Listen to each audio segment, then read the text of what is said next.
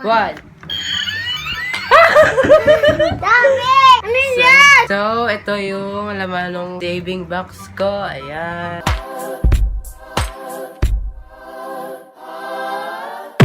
Hello everybody, it's Marcus here, and for today's video, I just want to greet you guys a happy new year. Alam ko na late na, pero it's better to be late than never. So for today's video, as stated sa title, buksan ko yung alkansya ko na nakalagay sa carton saving box. So, oh no! Nung mga 2000... So, nandito si Uno. Hi ka. Napakadusing. Noong mga 2017 or 16, nag-upload ako ng video, which is yung nag-haul ako. Click the bell button. Nag-haul ako. Tapos dun sa haul na yon, merong carton saving box. Yay! And yun yung ginamit ko para sa thumbnail. Surprisingly, ang daming views nun dahil yung alkansya na yon ay ito. Ito yung carton saving box doon sa video yon. So, dati minion to, pero nilagyan ko siya ng marble para hindi masyado jejemon or like kiddie. So, oo nga pala, ang dami nag-comment doon sa video na yun kung saan ko siya nabili. Nabili ko to sa Star Shop dito sa Valenzuela. Mga 450 ko ata siya nabili that time. Pero alam ko meron din to sa Shopee o kaya sa Facebook. Check nyo na lang. So, for today's video, bubuksan ko siya at tingnan natin kung nakaipon ba ako doon sa 2 years na yon, including ngayong 2019. And siguro mag-share din ako ng mga tips para makaipon. So, bubuksan natin siya. So yeah! Let's get started! Oo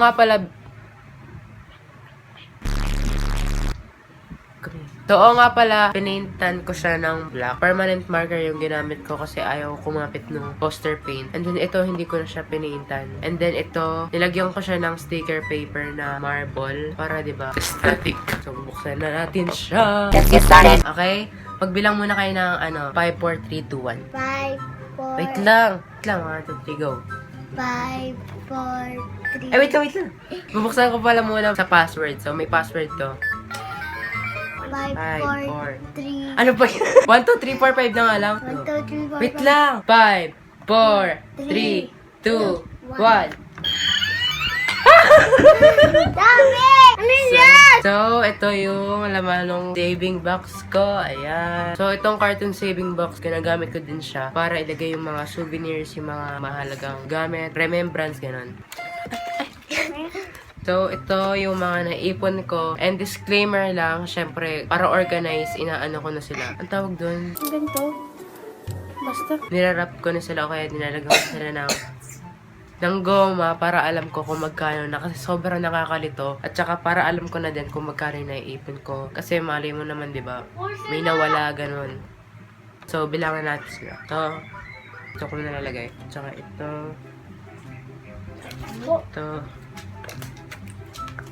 Tsaka ito. Ito mga wala lang yan. So, every week ako naglalagay ng pera dito. Yung mga naipon ko dun sa week na yon, galing sa baon ko. And ayan sila, naglalaro. So, bilangin natin sila. Dami mong pera. Punta tayo SM, dami mong pera. So, ito, 900 na to. Ayan. Kulang mo ng 100 para maging 1,000. Ito naman, next. Ay, wait lang. I don't mean to brag in any shape, way, or form. Ginagawa ko lang to video to para ma-inspire kayo na mag-ipon din. So, ginawa ko ng video na to na para ma-inspire kayo na mag-ipon galing sa baon nyo, and yun. Mamaya punta ako dito, ha? Sige. Mamaya. So, ito ay 10,000. 10,000 plus 900. 10,900. Silang dalawa. Next naman. Alam ko ito, 1,000 to kada peraso. Pero malay natin, di ba? Kasi meron dito natirang 50. Sa pagkakaalam ko, may isa ditong kulang na 50. So, bilangan natin para sure. So, ito ay saktong 1,000. So, hindi ito yun.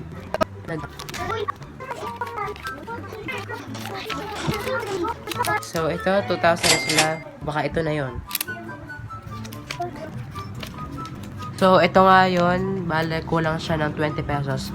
pero lalagyan ko na ng 50. And then, papakita ko na rin kung paano ko kino-compute or nilalagay yung mga ipon ko weekly. So, ito, di ko pa nalalagay. Nakalagay siya sa ganito. So, sa mga gusto din mag-ipon, advice ko lang sa inyo na magkaroon ng separate wallet para doon yung ilalagay yung ipon nyo. Para if ever nagagastos kayo, hindi nyo magagalaw yung ipon nyo. Also, mag-budget din kayo. Kuwari,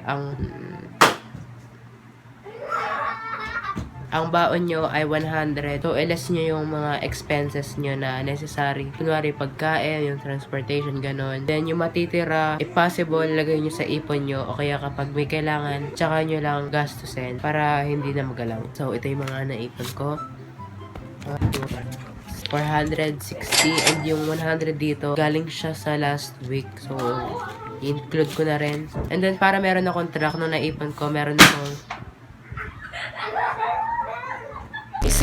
meron akong journal na meron spread dito para dun sa mga naipon ko. Expense tracker, ayan. Ngayong 2019, meron akong bagong bullet journal. And then, dun sa 2018 ko, napuno ko yung, napuno ko ba? Basta madami nang nakalagay sa ganito niya. Di ko nga lang nadala dahil nasa bahay. So, para sa mga daily na ipon, ganon, ilalagay ko siya sa weekly spreads ko. O kaya mga daily spread, ganon. Sa mga ganito, ayan. So, meron akong symbol para sa mga naipon. So, para sa Monday, ganyan. Nakaipon ako ng 70, ganyan. And then, ito total ko siya pagdating ng Friday o kaya ng Saturday, which is ngayon. So, Saturday ko na siya. So, ang total na naipon ay 460 pala yung kanina. So, lalagay ko siya dito. 460. So, ito yung expense tracker ko. And then, meron silang mga columns na nakalagay. Ito, date, description, plus, minus, tsaka total. Total, ito yung total ng mga ipon ko. Which is 13,930. So, para sakto, dadagdagan ko na siya ng 70 at ibabawas ko na lang dun sa weekly para di na ako mahirapan na mag-track para sakto ng 14,000. So, ito yung date 2018. The description, ipon, plus 14,000. And then, dito yung mga naipon ko weekly. So, January, May, 3. Ipon, so 390, 14,300.